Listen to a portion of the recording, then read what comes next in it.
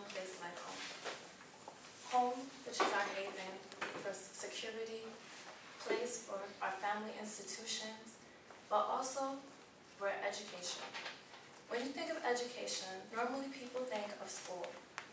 A place where you step out and you have to cross the house to a building where there's someone in front of the classroom. That is a misconception. Teachings always began at home.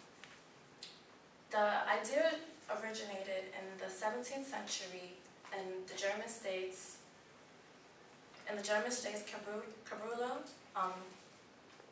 Cambridge, Gotha, and particularly Prussia.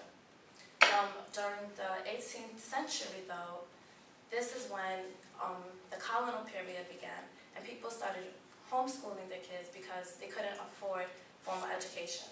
And they recommended, honestly, that you do home education before you even take it outside to the school institutions that they had at the time.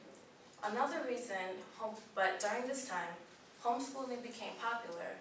This is due to the fact that many parents felt that they was disagreeing with what was going on in the public education. Also, if they disagreed with the religious beliefs that was occurring in school, and also because of the traditional educational environment. That environment concludes with what I want to talk about. Why I think homeschooling should be increased due to the fact of sexual activity and violence.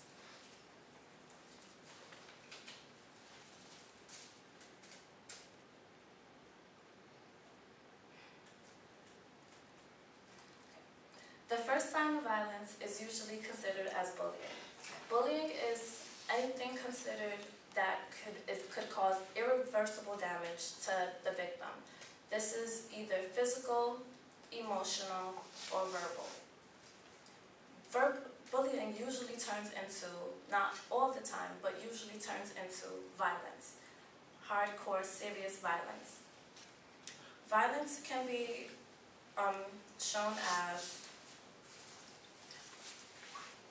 shown as either physical or, I'm sorry.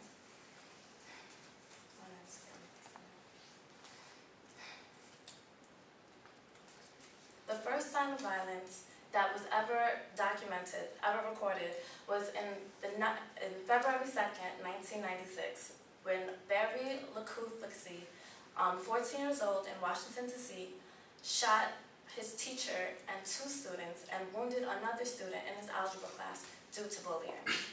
This is only increased, only in casualties and also in the numbers of bullying in school.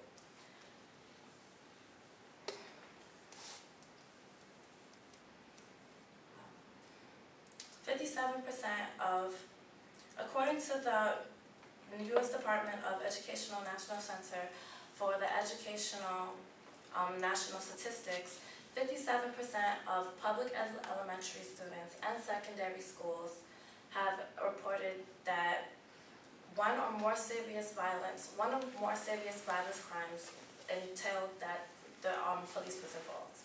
10% of that started in middle school.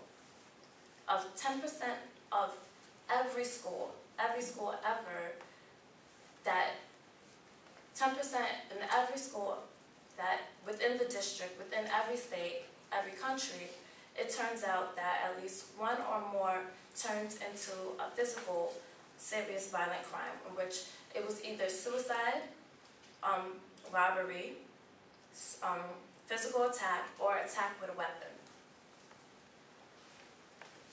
And a large percent of those crimes entailed in city schools and large schools. Another epidemic that is happening in our schools is sexual activity. Sexual activity is anything that can cause physical arousal, which can be through personal interaction or personal interactions, which can be consensual or not, and usually include sexual intercourse, oral sex, and mutual masturbation.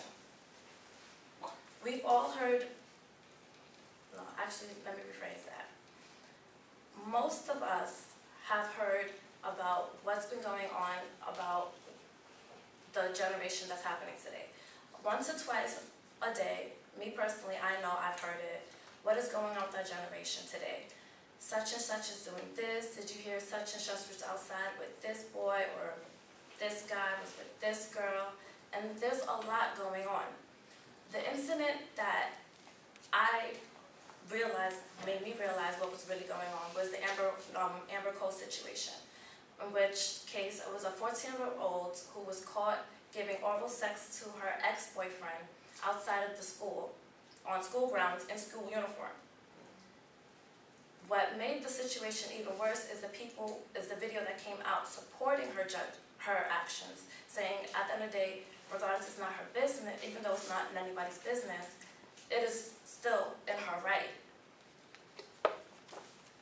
But with her sentence, her statement, it just made me go to the nationwide survey of high school students, in which case 18% from the ages of 12 to 15 engaged in oral sex.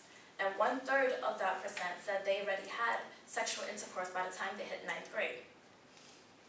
This, to me, is an eye-opener, because I remember when I was in the 9th grade, I definitely wasn't like that. And it's crazy because it's like when I'm thinking about my state of mind and compared to my mother's state of mind, who's 33, and then he gives me the whole talk about if I was your age, and if you have a baby and they're like this, and I believe her.